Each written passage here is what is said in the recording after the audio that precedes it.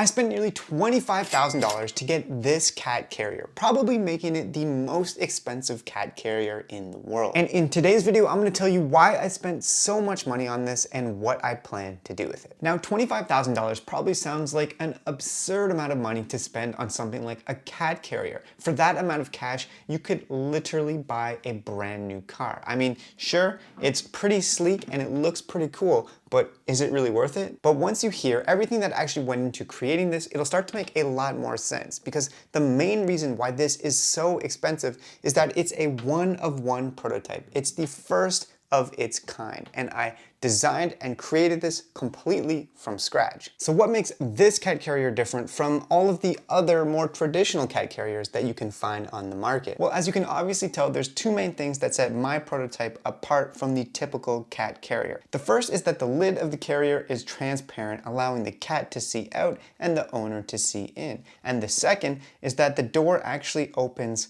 upwards like a butterfly door of a fancy car like a Ferrari or a Lamborghini, as opposed to having the traditional gate that opens from the front. But the main thing that sets this carrier apart from all of the other carriers is that it's like putting your cat into a Ferrari instead of into a prison cell. So $25,000 to create this prototype and to file for patent protection. And the plan is to use it to launch the product publicly and then to actually try to create a legitimate business around it. And I'm going to be sharing the entire process here on the YouTube channel. Now let me give you a breakdown of all of the specific costs that went into creating this so that you can get a better idea of why it costs so much to create something like this, which is actually just made mainly of plastic and a few pieces of metal. I guess I'll start with the biggest expense and then work my way down. Now, by far, the most expensive part of this process, which accounts for well over half of the total $25,000, is product design and engineering.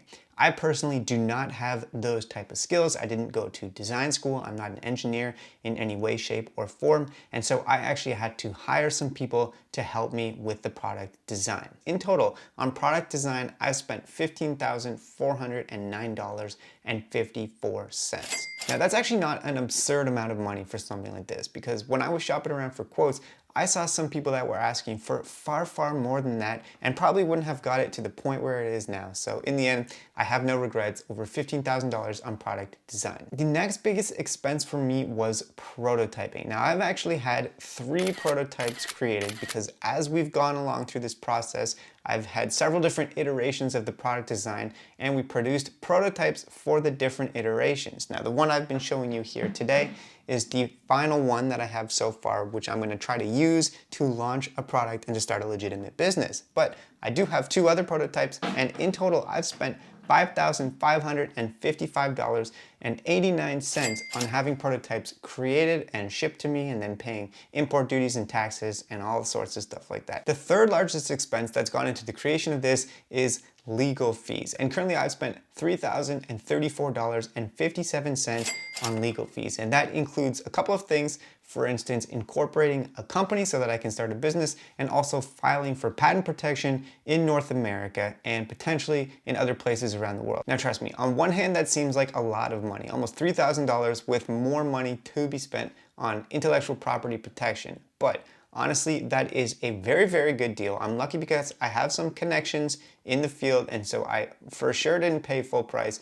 Most people, if they're applying for patents in North America, are going to spend upwards of 5 figures, potentially even tens of thousands of dollars just to file a patent application. So in that sense, I'm lucky, although it is more upfront money that I've had to spend to get this thing launched. Now, the final part of the money that I've spent on this is on branding. I'm not sure if you can see the screen behind me, but I'll also throw it up here. I've paid $179.97 to have a logo developed, including a color scheme, a color palette, and so I have a brand ready to go. The brand name is Catchy Pets, and that is what I'm going to use in my marketing material when I try to launch this product. So in total, that's $24,179.97 that's been spent on this bad boy so far.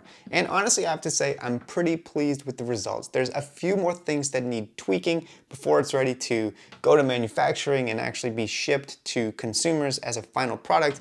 But I'm quite happy with the look, the design, the feel of it. I'm just gonna work on the latch a little bit, but aside from that, I think it's nearly ready to go. It's like 90% of the way there. So that's where I'm at now. I've been working about 18 months on and off to get the product designed, have the prototypes created, and to file for that patent protection. But now comes the fun part. So let's talk about what happens next. Well, as I'm sure you've probably guessed by now, the next thing that I'm going to do is launch the product publicly and try to see if there's actually demand for it, to try to get market validation. As a quick side point, I do want to acknowledge that it's possible I've done this in the wrong order, and some people might suggest that you should try to get market validation on something like this before spending $25,000 on it. Anyways, so here's the plan. I want to launch this product on Kickstarter within the next few months. I've already sunk 25K into this, and I can't really take on the additional risk of putting another 25, potentially 50K or even more into the project to create the equipment that's required to do plastic injection molding, which is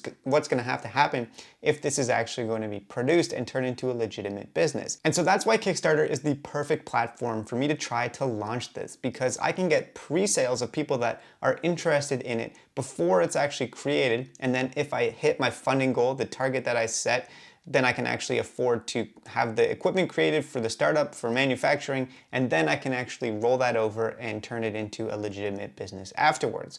And if I don't hit the target, then I don't have to risk more tens of thousands of my own money to try to get that market validation. Now, according to my research, in order to have a successful product launch on Kickstarter, one of the key elements is to actually hit the funding target within the first 48 hours of going live. And in order to do that, you can't just create a Kickstarter page, post it publicly, and then hope that people are gonna, randomly find it and give you money. You have to do a lot of work on the marketing side of things to try to get people interested before you launch, so that as soon as you go live, as soon as you go public, then you already have people signing up and pre-ordering the product, so that it pushes you over the threshold and gets you to where you need to be. So that means if I want this product to be successful, I need to market the out of it over the next little while in the weeks and months leading up to the Kickstarter launch, so that on day one, when we're ready to go, we've already got a significant number of people that are interested. Luckily, I do have some great ideas for marketing around this product because it's a pet product, it's for cats, but also potentially for small dogs. And so I think it does have some viral marketing potential. Anyways, yeah, there's lots of different ideas on the marketing side of things. So I'm gonna need to get a lot of good images and video content together as well, so that I can try to push it on social media, places like TikTok, I think it would be good for, also obviously Facebook, Instagram, and maybe some other platforms as well, we'll see. Then if everything goes well with that, I'll launch the carrier on Kickstarter, hopefully hit the funding goal, and then try to turn it into a successful, legitimate business that has real cash flows and real profits. And the best part is I'll be posting the entire process here on YouTube, bringing you behind the scenes with me, talking about what I'm doing, talking about the strategies, getting your input as well, talking about the cost, talking about the decision making. So if you're thinking about starting your own business in e-commerce or anything really, or if you're just curious to follow along and see how something like this pans out, then I've got you covered. And I hope you do follow along with the series, because I think it's gonna be interesting regardless of what happens, succeed or fail.